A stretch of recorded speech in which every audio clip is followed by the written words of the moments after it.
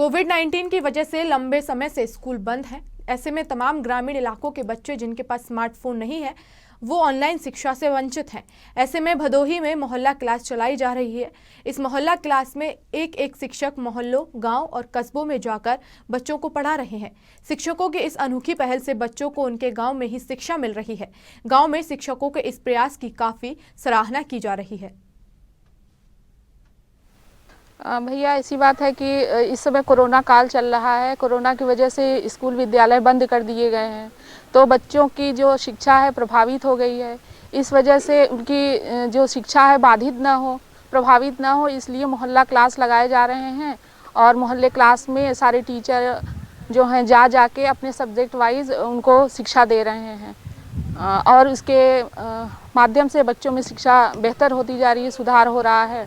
और ई पाठशाला में रीड एलॉन्ग एक ऐप है, उस ऐप में कहानी है, कविता है और इंग्लिश के पोएम वगैरह हैं, उसमें नेट फ्री है, उससे बच्चे पढ़ रहे हैं, इससे कुछ सीख रहे हैं।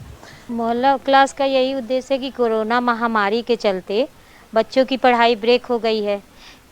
सरकार की जितनी योजनाएं चली हैं उसमें भी बच्चे गरीब परिवार के हैं, न उनके पास स्मार्टफोन है, न टीवी है, न रेडियो है, कुछ भी उपलब्ध नहीं है, इसलिए ना ऑनलाइन क्लास में जुड़े हैं।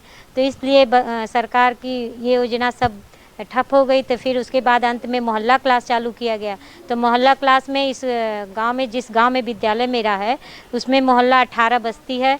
तो 18 बस्तियों में हम लोग को मोहल्ला क्लास में जाके बच्चों को एकत्रित करके पढ़ाना है। तो उसमें मोहल्ला क्लास में एक जगह हम लोग जगह कंफर्म कर ले रहे हैं कि उसमें 10-15 बच्चे मिल जाएं उस बस्ती में।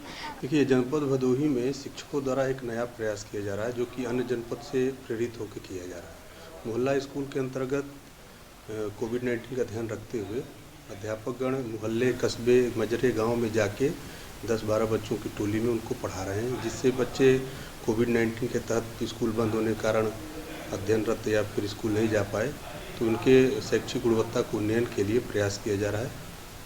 और इससे जिनके पास इलेक्ट्रॉनिक सामान या फिर मोबाइल या टीवी नहीं है, उनके लिए तो 100% ये शिक्षाप्रद कार्यक्रम आयोजित